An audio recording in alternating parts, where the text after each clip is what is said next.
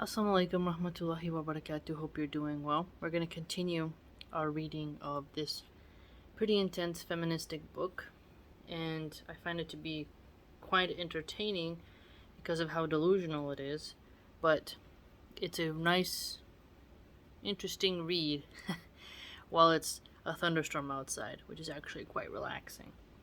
Let's begin. Go ahead and get your popcorn ready. Let's dig into this book. Here's why it's happening. The sexual revolution, she contends. Not very long ago, power in most human societies was organized around a strict gender binary. I mean, but gender binary, yes, men and women, biology based, yes. Based roughly on reproductive sex. Yeah, which it should stay that way. There were men and women, and men were strong and powerful, and women were nurturing and powerless. No. See, here, I don't agree with that framing. It takes immense power to endure the pain of childbirth, to wake up in the night and nurse, to wake your newborn every 2 to 3 hours to nurse them, while you're bleeding and exhausted and frazzled, and your hormones are insane. That is power to endure. Okay? It takes power to have your arms hurt and you keep rocking your baby so that they can peacefully rest while your back is aching. There's great power in feeling deep protection for your children. Your body as a woman, a real woman, is a portal, and that's an immense responsibility to generate our species on this planet that is in the Milky Way galaxy. That is an immense responsibility. And women were the property of men. Now, the way she puts it, property. Now, there's two ways to look at that. The slave mindset as an object, or property in terms of under the authority of men because men were responsible for women. As a Muslim, we know that when we get married and when we have our fathers, ideally, they're supposed to be in charge of making sure that we're safe, we're good, we're protected from criminals, we have food in our bellies, our babies have a safe place to sleep with us. And if we are under their dominion of authority, they have a responsibility. If a man has the car is his property, he takes care of it, he's responsible. So a wife is worth more than all the material property. We are almost like the spiritual property of each other. And what she leaves out is how many women are very possessive over their husbands. And they're territorial. Highly territorial. Good women, that is. If a man is polygamous, those 4 wives are going to be territorial over their man, as they should be. No outside woman coming in, interjecting a disease and whatnot. No, keep it within the fortified unit. We are spiritual properties of one another. And if a father wants to look at his daughter as his property, he recognizes she's, yes, her own individual being, but he's going to protect that property. Now, if you want to get more philosophical, think about how there's no trespassing on private property. It used to be the wonderful laws. If you get someone's trespassing on your property, trying to cause you harm, you can blast them. Or you have castle doctrine laws, where you can really put a hollow point in the booty region of somebody who is trying to harm you. You can stand your ground and protect your property, private property rights. Right. Essentially what I'm getting at is with the property notion comes responsibility and accountability, right? If you think of, well, you're just free, just go do whatever, roam around. There's no strings attached here. Just shoo, bye. It's not the same, because something that's wild can't be owned. Something that's owned is maintained. If I buy a cow, that cow is my property. It is a living being. I'm going to make sure it has everything it needs, but it's my property. And if you touch my property, you're gonna get pistol whipped. If a coyote or a wolf comes, or a bear, a mountain lion comes to eat my property, I'm gonna have a new pelt on the wall. You see? So, the way they frame it as if, like, a woman is in chains and she's being flogged and she just wanted to bake cookies and she burned them and she's so oppressed. It's just not the case. It's really quite absurd how they always take this really narrow negative view to really just get inside the minds of these young women that they don't want protectors. That they don't want someone having a loving, protective jealousy over them that's a healthy expression of their humanity and how they feel towards that person. On the basis of bimodal sex, humans were forced to take on the roles of soldiers or victims in a strict gendered power hierarchy. No. Yes, the men can go and be literal soldiers in uniform and conscripted, however you want to write it, however you want to say it, into the military. But the women who have to stay in the village and some raiders come through or bad men, you gotta go get that butcher knife, that bow and arrow, that 12 gauge shotgun, and you're gonna protect your home and your children. So many women in America who are blessed to have gun rights protect their children while their husbands are at work. You're gonna tell me that women don't have any type of soldierly aspect to them? It's just not true. I'm not talking about marching in a legion, but me and my brain, and I know there's a lot of women out there who think like me, who've seen the dangerous elements of this world, of this realm. You got a baseball bat, some intruder trying to come in and hurt you and your babies, you will lay your life on the line for your children by any means you can. And so that's the sort of soldierly mentality of it's you or me till the end, who's gonna win, submission here, let's do this. It's very naive to always think of women as a caricature of the damsel in distress, as a woman who is just sitting in a dress, half retarded, and just has her body just waiting to get humped on all day, while maids put on her socks and shoes and brush her hair. It's not practical. There's so many strong women who have husbands that don't look at them as some sort of infantile baby deer, right? There's a fetish amongst the red pill Muslim community, I'd argue, who really desire that type of almost half-dead,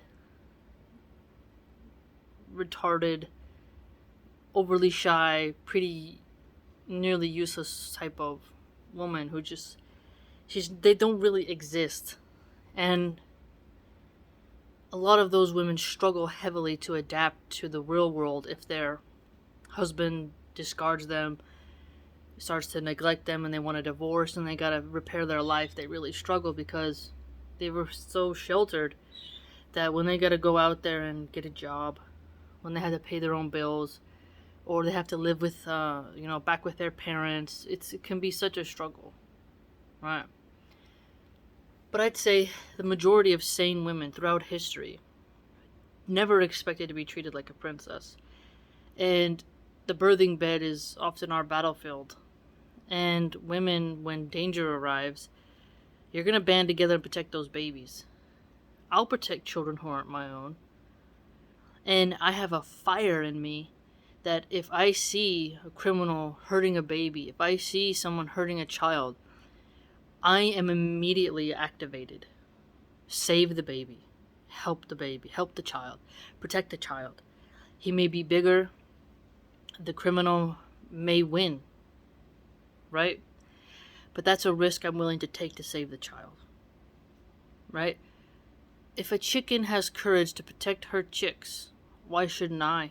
With my baby or someone else's child who needs my protection. No. It's interesting how she frames as a victim. I'm not a victim. I've been beaten by a man, I've been treated bad by a man, and I've treated people bad, but I am not a victim. No, I'm not a victim. I am more of a soldier in that way. You don't sit and whine about it. You get over it and you move on. Half of humanity was corralled into the political category of womanhood, which meant that their bodies and desires were men's to dispose of. No, no. A man doesn't dare to dispose of my body as a woman. He is a facilitator of me getting fertilized so I can have my dream of being a mom. Okay? My womanhood is not dependent upon the man. I become a woman first when I get my period. When I enter into womanhood, that is. When you leave off the teen child persona. When you have your period, when you lose your virginity, and when you have your child, and when you get married. Right? That's womanhood, in my opinion. The men help facilitate this because they're able to help me achieve that transition. They're the electricity to my powerhouse. I need them. And that is a specific time period that I'll need them, right? When I'm a grandma, I don't necessarily need my husband to make me a grandma at that point. But I do need my sons or my daughters to reproduce so I can be a grandma. And part of being a grandma is part of womanhood. And so men are a key component in that. And Allah subhanahu wa ta'ala created Adam and Hawa, Eve, together. We complement one another. We're meant for each other. And yes, some women have to endure, like Aisha, may Allah be pleased with her, from my understanding, never remarried after the Prophet, peace be upon him. She had a long way to death's door. Took on a heavy burden of having no children and never being able to be kissed by anybody ever again or to feel someone in her bed ever. That is a heavy burden. She narrated hadith. She became the mother of believers. So there are women who, and all the wives of the Prophet were not allowed to, peace be upon him, were not allowed to remarry. So their womanhood consisted of spreading knowledge and being involved in the community, right? So there are different expressions of womanhood, but you have to ask yourself, which one do you want to strive for? And I wouldn't argue that the bodies and desires are at men's disposal. You control your desires. If you want to talk about hedonistic lust stuff, maybe that shouldn't be your prerogative. You should focus on something that's better, that's more sane. Their role was to care for men and boys, to bear and raise children. What's wrong with that? To raise men who are going to make another one of your sisters, right? These feminists, like sisterhood. To raise men who are going to be good fathers. That is a huge responsibility. A huge responsibility. To figure out how can you help this boy become a legendary man. To be good. To be steadfast. To have mercy yet bravery. To teach him to stay away from harlots. Teach him to get noble wives. To be worthy of noble wives. That's an immense responsibility. To care for men, to care for your husband, to know how to navigate the male psychology. When I used to be around these men who served time in prison, the way you had to navigate around them and care for their needs was very different than somebody who is an office type or somebody who's an ex-soldier. Each man who has a certain job field that causes him a specific kind of stress is going to need different types of female companionship. For a man to come home and unwind with you and to feel happy when he opens the door and see you is a tremendous honor. It's awesome when you're young and you love this man and he's in your bed and he has got this great body and he's fertile and he's muscular and you have children with him And it's just this beautiful, strong, healthy, Allah blessed relationship. And when you see him sleeping, you feel good that your man is happy in his bed, and you know you got food in the fridge, that all the children are snugly in their bed, and you sip on your tea after your prayers, and you know that this is a blessing from Allah subhanahu wa ta'ala. I feel this is interesting. This is making me realize, like, this is not bad to care for men and boys. A evil mother can cause so much trauma in her son, literally can make him into a beast. My dad's mom, I think, did a terrible job raising her son. She was a single mom, pothead, and I despise her, and she has nothing to do with me or my children. And my dad turned out to be a guy who loves to sleep around, is a womanizer. I would never want my sons to be like my dad. And so I look at her as a failure. Look at how you failed to enact any type of morality in your son, who became a crappy father, who became a crappy grandfather. You had a responsibility and you failed. Witch. Right? And so it is very important for a woman to take upon the role as a noble wife and noble mother, to do her best and to put her hands in the air and know that it is in the end up to Allah and that individual's free will. But a good mother who raises a good son, she's awesome, and she should be praised for that, because she will make her son, by the permission of Allah, a great husband. And who doesn't want a great husband? How a boy treats his mama and how his mama treated him is going to influence the way he treats his wife.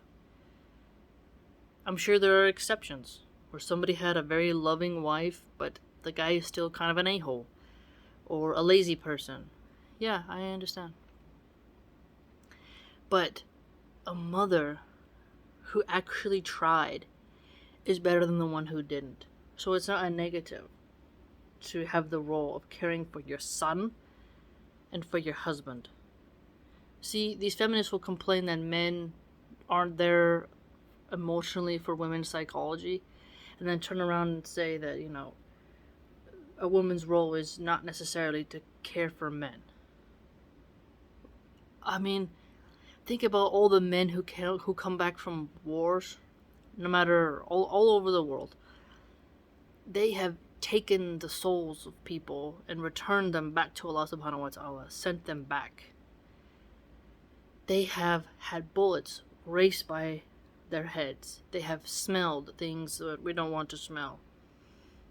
And they need a wife to help them, to unleash their energy through intimacy, to have somebody who will cook for them, make them feel comfortable, to recharge them. Yeah, there's plenty of men who can endure solitude, no doubt. A man should not be a cuck to his woman, as they say, to where he's like, oh, I'm so needy, I can't live without you, like in the weird country music songs. But it is healthy when we see this wonderful, dynamic, healthy flow of a relationship. That is something to strive for. It's much more important to be an excellent wife than to be running, a Fortune 500 company. If a man, I believe I read the hadith that if a man is pleased with his wife when she dies, she's going to have an easier time getting into paradise. It's very important. Imagine what kind, just, you're married as a woman, right? And you die, and your husband talks about how great you were to his friends, and he misses you and loves you. I mean, subhanallah. What could be a better compliment than that? Oh, she sold 5% more on the stock market. Who gives a damn? But if your husband is at your funeral and the weight is clearly apparent in his demeanor of the loss of you, that is way more influential than, oh, by the way, this woman, she sold a big real estate venture. She sold 12 houses, I tell you. 12 houses. Who cares? Oh, who cares? So it's fascinating how these women are so unhealthy in the way in which they look at relationships.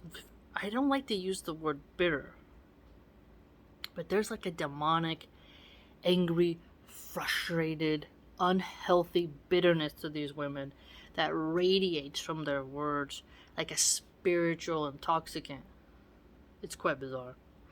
By the way, if you'd like to join my blog, it's www.subscriber.com/MilahanArchive. I always put it in the comment section or in the description box, so feel free to join.